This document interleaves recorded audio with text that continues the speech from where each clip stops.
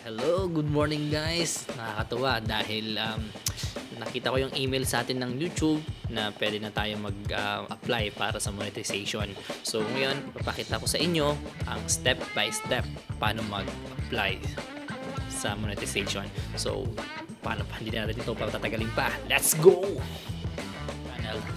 Punta lang kayo sa YouTube channel and this one, customized channel. Tingin nyo lang mag-load yan. Actually, first time ko tong gagawin kaya hindi ko alam kung perfect ba itong gagawin ko, pero tatry natin yung best natin. Punta lang kayo, hanapin nyo dito sa, sa left side. Punta kayo sa earn. Then, as you can see, makikita nyo yung apply now. Yan, apply to the YouTube Partner Program. So, ano ba magiging requirements nito? Kailangan nyo ay 1,000 na kayo ng subscriber nyo and mayroon kayong 4,000 watch hour. So, makikita nyo sa ating screen na 4,400 na yung ating public watch hours and 1,600 na rin yung subscriber natin. So, nag-exceed na tayo dun sa requirements ni YouTube. And dapat pala complete din kayo ng verification nyo. So, ilalagay nyo lang yung number nyo. Then, wala kayong problema sa community guidelines. Yung may ginawa ba kayo, mga ninakaw nyong video. So, mali po yun. Na kukuha tayo ng ibang video sa ibang channel. And, try na nating mag-apply. Okay. Ito yung mga mga module na mabubuksan pag nag-monetize na kayo. Mayroon na rin kayo ng membership fee. And so first, shopping, pwede kayong maglagay ng mga branded na branded na items. So, try natin na apply. Okay, so far nakikita natin review-based terms. Try to read these terms carefully at display. Apply to your participation. Okay, so mag-start lang tayo dyan. Start lang natin to lahat. Start. Tapos basahin natin lahat to.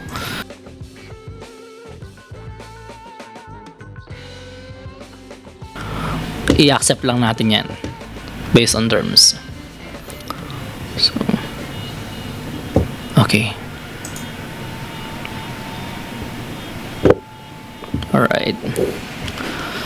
So, accept lang natin yan. Tapos na sa reviews. Sign up for Google AdSense. Ayan, ang dyan, ang kailangan natin gawin kasi dapat may AdSense daw tayo. So, punta lang kayo doon ng pag meron kayo ng existing account ng AdSense, so pwede nyo naman I have existing. Pero dahil wala tayo, I don't have. Okay, then continue lang natin. Click lang din natin tong account natin. So, kung makikita nyo po, andyan na yung ating Google account. So, yung website URL, andyan nakalagay na rin.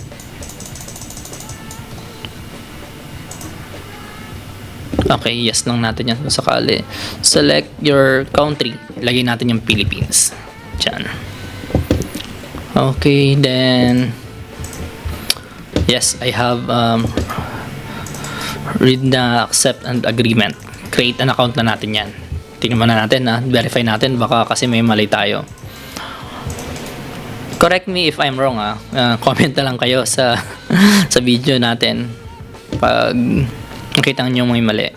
Create account. So ngayon, sana tama tong ginagawa natin para pag-apply ng Google AdSense. Ayan na. Excited na ako. Google AdSense. So ngayon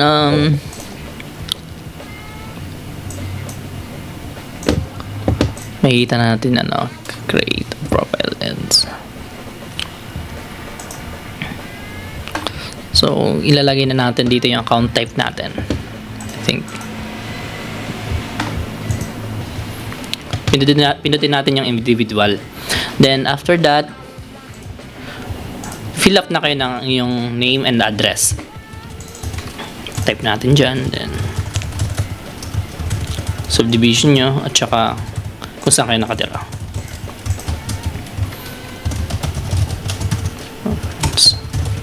Cavite City.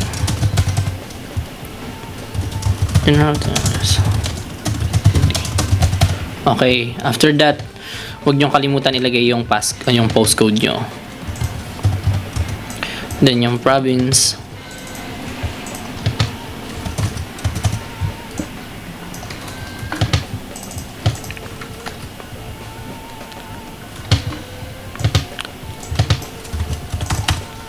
So, ilagay nyo rin yung number nyo. Yung main number nyo ilagay nyo po kasi magpapadala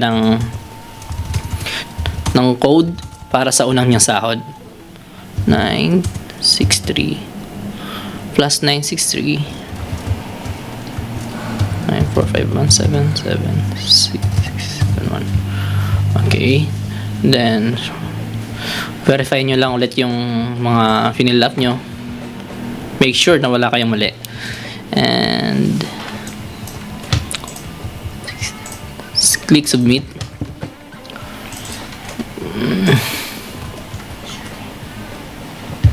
So, we are redirecting na. So, finish na tayo. Wait lang tayo na mag-done to sa step 2. Then, hintay tayo ng 1 day para tayo ni AdSense pa-process. So, as you can see, in progress na yung ating step 2. Wait lang tayo para mag-monetize na yung ating channel. 2 days lang po yun.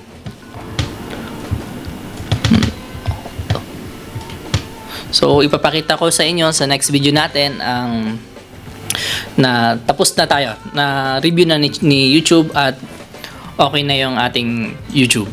Monetize na tayo. Sobrang saya pag na-monetize na tayo. God bless po. Ingat po.